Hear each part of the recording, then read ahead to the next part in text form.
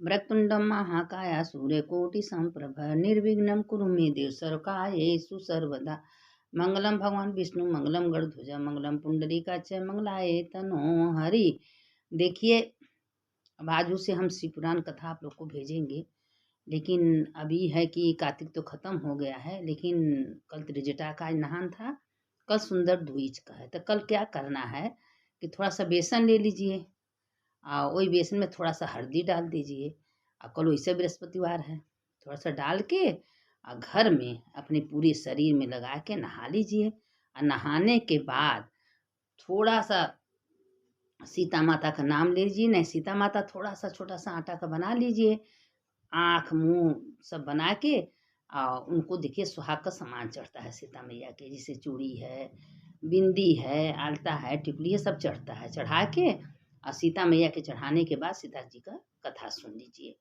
तो इस सुंदर द्विज तक का आपका कार्तिक का जाके नहान पूर्ण होगा। और जो ऐसा नहीं करेगा तो सीता माता कही हैं कि देखिए, पूर्णवासी तक तो जो नहाएगा वो त्रिजटा का नहान नहीं नहाएगा, त्रिजटा का दर्शन नहीं करेगा, तो वो पूर्ण जो त्रिजटा ले लेंगे। और त्रिजटा के बाद तो फिर शुद्ध होना है, क्योंकि त्रिजटा कितनों तो हर आश्विन थी, विभीषण की लड़की थी। इसीलिए आज जो है तो उसके बाद बेसन से हल्दी डाल के नहाइए, और सुंदर द्विज का नाम लेके, सीता माता का नाम लेके नहा के सीता जी का कथा सुन लीजिए और चढ़ा दीजिए सब कुछ। तो आपका नहान पूरा कार्तिक का पूर्ण हो जाएगा। तो अब सीता जी का कथा था कि सीता जी जब कार्तिक नहाई थी सुंदर द्विज के दिन, अब बैठी थी। बैठने के बाद जितना लोग आते जाते थे और सबसे कहती थी कि ये भैया थोड़ा सा मेरा कथा सुन लीजिए, जब तक कथा आप लोग नहीं सुनेंगे तब तक हम पानी नहीं पिएंगे। तो एक औरत जा रही थी, वो कार्तिक नहा रही थी, जब ले तो हर कथा सुनेंगे तब ले हम अपना कितना काम करेंगे, हमको टाइम नहीं है। दूसरी औरत आई, वो कार्तिक नहा रही थी, तो उससे कहें बहना मेरी कथा सुन ले। कहा हाँ भैया, घर में लाल जूता खाते हैं, देर होता है और खा लेंगे, हम आपका कथा क्यों नहीं सुनेंगे। सुनी तो कहीं सीता माँ के आवा राम बैठा राम, सोने की पिढ़वा पर बैठा राम, सोने के गरुआ खा राम, उठत राम बैठत राम, चलत राम सुतत राम उठत राम, घड़ा में सोने के घड़ा में जल पिया राम, 56 भोग लगावा राम। अब यही कथा सीता माता बोली तो सुनी, तो कहीं की कथा तो आपका बहुत बढ़िया है। तो घर पर गई तो उनके घर में उनका आदमी अच्छा हो गया, उनका लड़का अच्छा, उनके घर में धन धान रुपया पैसा सब कुछ भर गया। और जो कथा नहीं सुनी थी उनके पति डंडा लेके मारने लगे, सब धन नष्ट हो गया, एकदम भिखारी बन गई। अब रोने लगी तो कहें अपने पड़ोसिन से कहें कि का भैया आपन दुख हमें दे दिलू, हमारा दुख कहें हम देवा लेवा वाला कौन है। अरे जात रहे रास्ते में एक माता जी हमसे कहीं मेरा कथा सुन लीजिए, हम उनका कथा सुने और घर में आए तो माता जी हमको सब कुछ दे दी। कहें हाँ माता जी, तो हमसे भी कहीं। तो कहें जब तुम ऐठ के रह गेलू कथा नहीं सुन लू तो के घमंड रहल, तो हम काहे सुनी। तो माता रानी सब ले लेनी, तब दौड़ी दौड़ी भागी भागी गईलीन। भाई सीता माता कहाँ है, सीता माता का हम एक बार कहते हैं, कोई सुने ना सुने। अब रामचंद्र जी कहना दुखियारी हो गई, जादो सीता माँ सुना। अब उसको भी सीता मैया कथा सुनाई, तो कथा सुनी पूरा। क्या हुआ, राम बैठा राम, सोने की पिढ़वा पर बैठा राम, सोने के गड़ुआ खा राम, सोने के घड़ा में जल पिया राम, 56 भोग लगावा राम, उठत राम बैठत राम, चलत राम डोलत राम, जब बोला तब राम है राम। तो अब गए तो उसके जैसे पहले था वैसा सब ठीक हो गया। तो लगी सबसे कहने के अरे भैया कोई कहे कथा कहानी पूरा सुनने के लिए तो सुन लेना चाहिए, नहीं तो उससे नुकसान होता है। देखिए कथा में बाबा भोलेनाथ विश्वनाथ जी राम जी जब तो विराजमान होते हैं, इसीलिए शास्त्र का महिमा है, श्री पुराण का, भागवत गीता रामायण सबका महिमा क्यों बताया गया है। तो वही लोग कहते हैं बार बार वही कथा होता है। अरे बार बार वही कथा होता है, बार बार सुनिए, और जब सुनेंगे तब तक कुछ ना कुछ अच्छा मिलेगा ही उसमें। यह थोड़ी नहीं कि एक बार सुन ली तो सब कुछ हो गया। इसीलिए कथा सुना। अब हमारे में क्या है कि हम शुरुआत से एक एक पन्ना दो पन्ना सुनाते हैं, और उसमें क्या है कि अब 7 दिन में 18,000 श्लोक थोड़ी ना खत्म हो जाता है। तो अब वो कथा सुनी तो कृष्ण भगवान बोले कि जितनी गोपियाँ थीं, अब गोपियाँ सब जमुना जी में स्नान कर रही थी निवस्त्र होके। तो कृष्ण भगवान के कार्तिक महीना तुम लोग नहाई हो, और ये बताओ कि निवस्त्र नहाने से कितना बड़ा दोष लगता है। अब कृष्ण भगवान सारे कपड़ा सब कर ले गए, छोटे हो चाहे बड़े, भाई भगवान तो भगवान है, छोटे का रूप तो अपना रूप किए हैं। अब कृष्ण भगवान क्या किए कि जितनी गोपियाँ थी सब कपड़ा ऊपर ले जाके पेड़ के ऊपर कदम के ऊपर रख दिया। अब वो सब आपस में नहा रही थी, खिलवाड़ कर रही थी। अब लोग लगी कहने कि प्लीज़ मेरा कपड़ा दे दीजिए, हे दे दीजिए कान्हा, मेरा कपड़ा दे दीजिए, लड्डू गोपाल मेरा कपड़ा दे दीजिए। कहे नहीं, तुम लोग जैसे गई हो ऐसे आके अपना अपना कपड़ा ले जाओ, हम नहीं देंगे। अब वो सब लगी कहे कि तो कहे हम तो छोटा सा बालक हैं, बच्चे हैं, अब कृष्ण भगवान को सजा दिए। कहे बताओ कि कभी भी हमेशा 2 वस्त्र से स्नान करना चाहिए। कभी तालाब में, बावड़ी में, नदी में, जमुना में, गोमती में कभी निवस्त्र होके नहीं नहाना चाहिए। कहें आज से हम सबक सीख, तो गोपियों को सबक सिखाने के लिए कृष्ण भगवान ऐसे किए थे, भले छोटे थे लेकिन है तो भगवान। तो वो सबक सिखाए थे कि आज से तुम लोग हमेशा कभी ऐसे नहान नहीं करोगे ना, तुम्हारा नहान धोना सब व्यर्थ हो जाएगा। अब सब कृष्ण भगवान से क्षमा प्रार्थना मांगे, उसी दिन से सब वस्त्र पहन के नहाने लगी। तो ये तो चेतावनी दिए थे, कहें कि तुम लोग पूरा कार्तिक नहाई हो और सुंदर द्विज को नहीं नहाओगी तो तुम्हारा नहान व्यर्थ हो। कहा कोई देखे ना देखे, वरुण देवता, जल की जो वरुण देवता हैं वो तो देखते हैं ना। तो जैसे गोपियों को भगवान ने समझाया वैसे सबको समझाए। इस कथा के सुनने से सुंदर द्विज, अगर कोई को सुंदरता नहीं है, कोई सुंदर में कमी है तो भगवान सुंदर बना देते हैं। कहते हैं जब तुम कार्तिक महीना पूरा नहाई हो और कथा सुनी हो, भागवत सुनी हो, शिव पुराण सुनी हो, आवाज सुंदर द्विज को दिन बेसन और हल्दी मिला के नहाओगे तो एकदम सुंदरता जन्म जन्म के लिए। सुंदरता का मतलब चेहरा नहीं, ये तो शरीर जाने वाला है।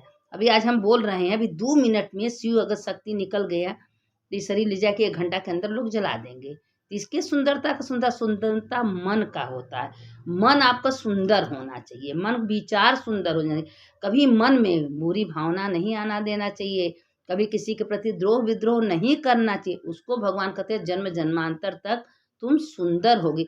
शरीर तुम्हारा सुंदर है, तुम्हारे अंदर कपट भरा है, छल भरा है, तुम्हारे अंदर प्रपंच भरा है, तो क्या तुम सुंदर हो?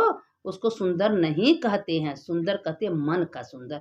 शरीर का सुंदरता से सुंदरता नहीं होता, ये तो शरीर जाने वाला है। दिन पर दिन सोचिए, जब बच्चा पैदा हो तो कितना सुंदर लगते हैं, धीरे धीरे धीरे उम्र बीत रही है तो शरीर तो ढल रही है। इसीलिए भगवान कहते हैं भजन कर लो जवानी में बुढ़ौती कौन देखा है। आज आप जवानी में भजन नहीं करेंगे तो बुढ़ौती में आप कर नहीं पाएंगे, कोई व्रत नहीं कर पाएंगे, थोड़ा सा काम करेंगे थक जाएंगे, शरीर अस्वस्थ हो जाएगा। इसीलिए भगवान कहते हैं जो करना है, कथा है, पूजा है, पाठ है, नहाना धोना व्रत सब जवानी में करना चाहिए। बुढ़ौती में कुछ नहीं होता है। कोई हाथ पकड़ के ले जा रहा है, कोई इधर कर रहा है, उधर कर रहा है, आदमी थक जा रहा है।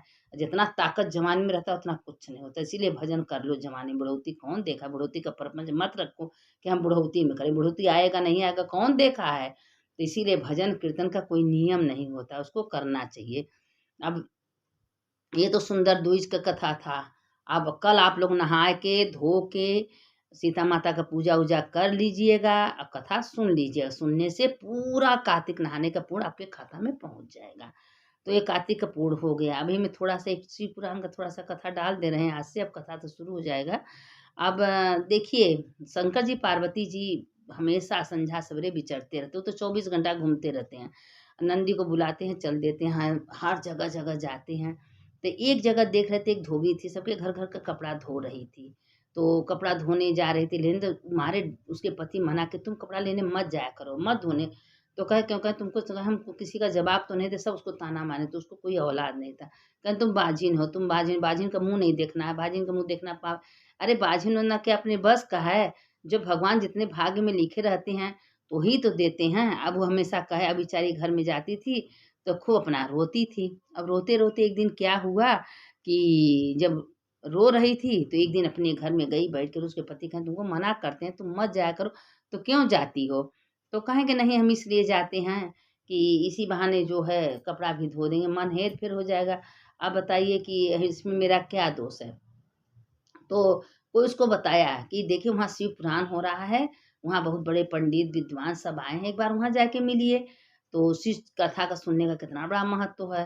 तो वो अपना गई तो कही पंडित से, पंडित जी हमको ऐसे लोग ताना मारते हैं। तो कहे ठीक है, तुम मेरे पास आ गई हो, तुम्हारा दुख दूर हो जाए। वो अपना किया कि जो हवन हुआ था, हवन का भभूति पुड़िया में करके दे दिए। कहे मैं अपने शिव पर, अपने विश्वनाथ पर पूरा भरोसा है कि विश्वनाथ कभी केहू को खाली नहीं, तुम मेरे पास आई हो, कुछ उम्मीद लेके आई हो तो भगवान पूरा करेंगे।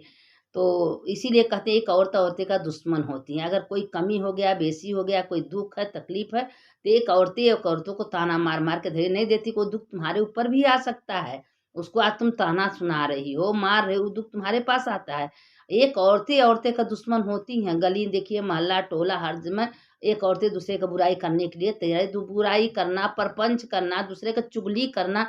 जो समय बिता रहे हो उतना भगवान का नाम लेके समय बिताओ ना। ओम नमः शिवाय, ओम नमः शिवाय, श्री शिवाय नमस्तुभ्यम, राम राम कृष्ण कृष्ण, अरे कुछ तो बोलो। एक एक बूढ़ा आदमी था, वो हमेशा मरा मरा मरा मरा मरा मरा करता था, मरे मरे करते राम राम निकल गया, उसकी मुक्ति हो गई।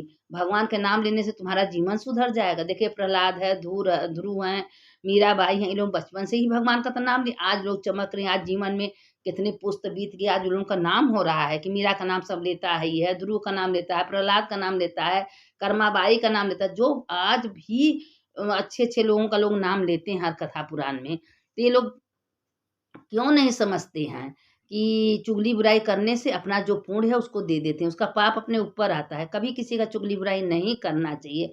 भगवान के भजन में मस्त रहो। क्यों किसी का लेना देना है? अरे इसका जैसा कर्म है भगवान उसके ऊपर छोड़ दो ना, फल तो भगवान उसको देंगे ना। हम देने वाले कौन होते हैं?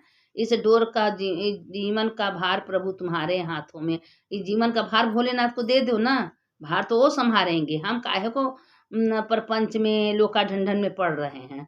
तो वो ताना मार मार के फिर तो अपना क्या किए कि हवन का भभूत था इतना जब देखा है, सवेरे से नहा के धो के भगवान भोलेनाथ को ओम नमः शिवाय ओम स्मरण करके ये भभूत आधा चम्मच डाल के तुम लोग पी लिया। पीते पीते 1 महीना 1.5 महीना बीता तो पता चला कि गर्भ से हो गई। डॉक्टर देखा कि तुम माँ बनने वाली हो। बड़ी खुश हुई। 9 महीने बाद सुंदर पुत्र हुआ।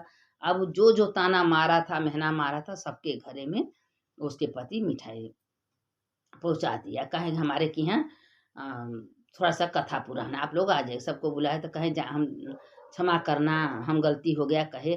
तो कहें कि नहीं, तुम न अगर ताना देती तो हो सकता है भगवान इसको औलाद न देते। इसीलिए तो भगवान के पास गई जहाँ शिव पुराण होता था, नहीं तो पहले तो नहीं जाती ना। लेकिन भगवान उसको बुद्धि ज्ञान दिए। तो ये लोग पार्वती जी से भोलेनाथ कह रहे हैं कि देखिए दुनिया में हम सबको कुछ करने वाले हैं, अच्छा बुरा हम करते हैं।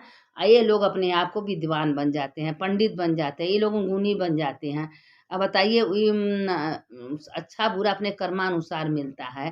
तो एक दूसरे को लोग बोली बोलना, आवाजा बोलना, ताना मारना कोई अच्छी बात नहीं है। अपने कर्म का फल सबको मिलता है। अच्छे बुरे कर्म का फल सब भोगते हैं। कोई ऐसा नहीं कि जो अजर अमर होके आया है, सबको भोगना ही पड़ता है। हम कौन कौन कर्म करके आए हैं, क्या नहीं करके हमको हम स्वयं भोगना पड़ेगा।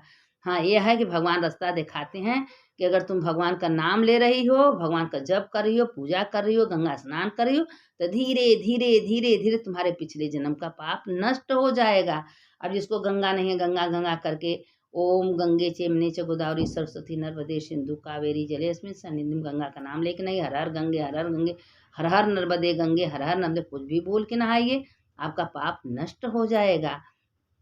लेकिन किसी को समझ में नहीं आता। ताना मारना, बोली बोलना, आवाजा बोलना, लोगों को तो भगवान बना के दिए हैं। नहीं सोचते हैं कि तुम अपना स्वयं बिगाड़ रही हो। तुम्हारा कर्म तुम्हारे सामने आएगा।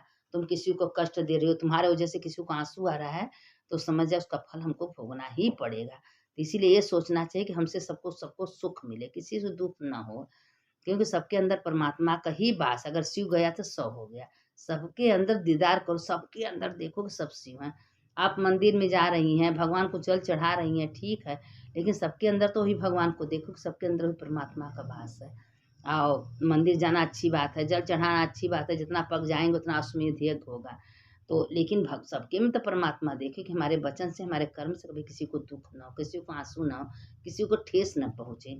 और अपने कर्मानुसार तो दुख सुख भगवान देते ही हैं। सुनने वाले की जय, सुनाने वाली की। आज की कथा इतने है विराम लेती है। इसके आगे कथा कल हम आप लोग को डालेंगे। अब कल सुंदर द्विज है, आराम से सुंदर द्विज करिए, उसके बाद कथा सुनिए। सुनने वाले की जय, सुनाने वाले की जय। मंगलम भगवान विष्णु मंगलम गरुध्वज मंगलम पुंडरीकाक्षय मंगलाय तनो हरि। हर हर महादेव शंभो काशी विश्वनाथ गंगे माता पार्वती संगे। हर हर महादेव शंभो, हर हर महादेव शंभो, हर हर महादेव। जो शिव शिव शिव शिव कहता है उसके समस्त पाप नष्ट। सुनने वाले की जय, सुनाने वाले की जय।